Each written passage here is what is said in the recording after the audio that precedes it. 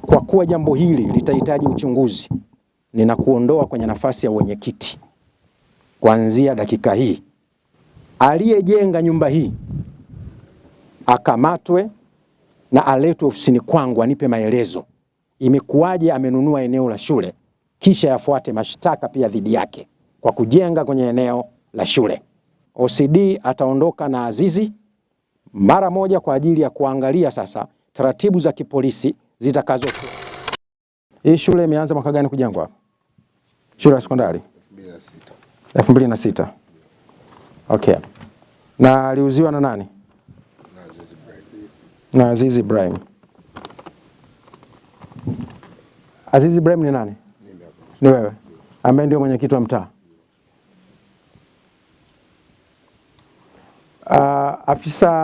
Afisa ardhi, naomba maelezo kwamba eneo hili liko ndani ya shule ama liko nje ya shule baada ya kufanya vipimo.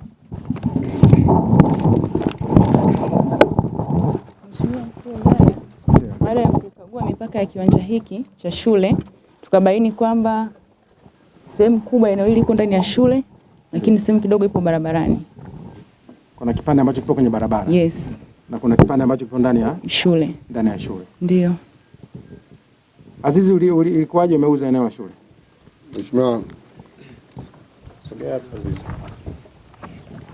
Mheshimiwa, nakushukuru. Mimi wakati nafanya mauziano ya ile eneo, ni historia ambayo ilikuwepo hapo. Eneo hili lilikuwa chini ya umiliki wa mzee mmoja anaitwa Mzee Musa Jumanne Kaegele, ambao mipaka ya ile eneo tulikuwa tunatumia sisi kuanzia kwenye bikoni pale ni Mgazi na bikoni nyingine iko kwenye choo pale.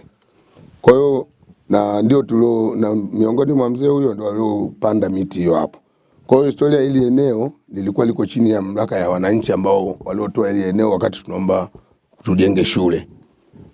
Hizi alama zote ambazo huleta maafisa ardhi kipindi hicho sisi hatakuwa tumezitumia na hazikuwepo kwa sababu mwaka 2006 bahati nzuri mimi nilikuwa ni mjumbe wa kamati ya ujenzi wa shule hii Bwanda Sekondari. Na alama hizi ndo alama tuloziweka sisi ambayo ilikuwa inaenda mpaka eneo ambalo tumeacha sasa hivi kama sehemu ya soko. Kwa hiyo kupitia hiyo ile eneo lilikuwa liko wazi, na kwa ukiangalia kwa alama hiyo hapo kupitia bikoni ile pale na ile bikoni ile eneo liko wazi. Lakini baadaye walipokuja maafisa ardhi wakasema kuna kevu ambayo imepita. Mimi binafsi ile kevu toka ile 2006 tunaandaa shule hii kwa ajili ya eneo hili kutokana na wananchi haikuwepo. Kwa kimsingi tulijua hivyo.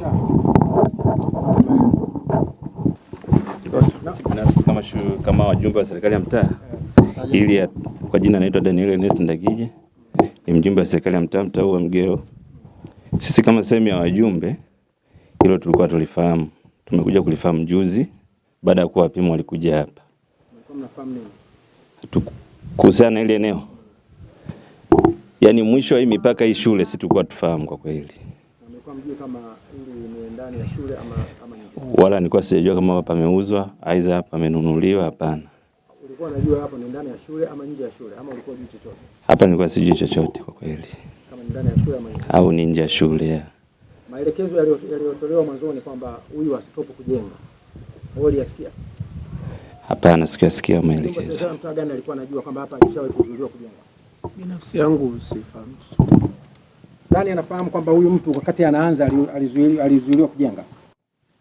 Hatujui kwa kweli. Mimi binafsi sikufahamu kama aliwahi kuzuiliwa kujenga. Ndio. Hamjui.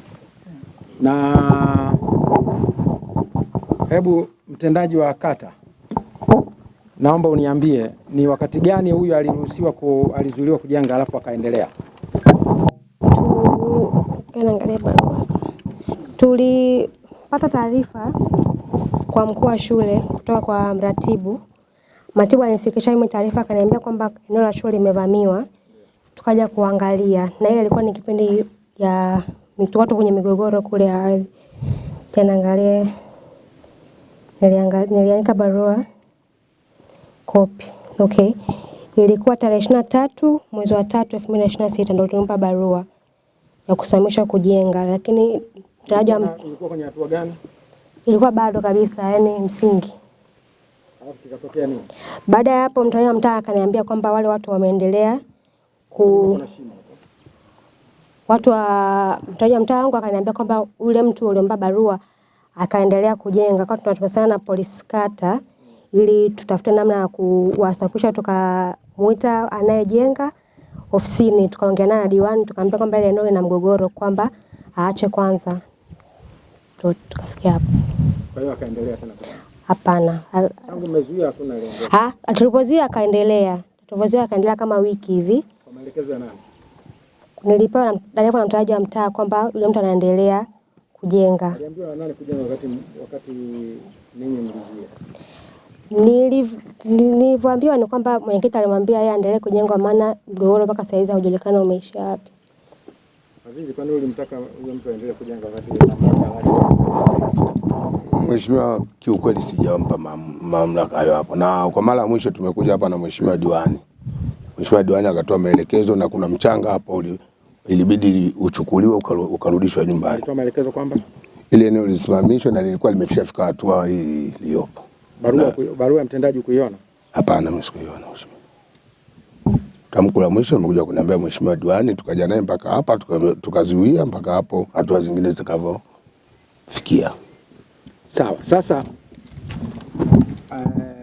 mtendaji wa afisa ardhi ambaye ndio mpimaji ametuthibitishia hili ni eneo la shule.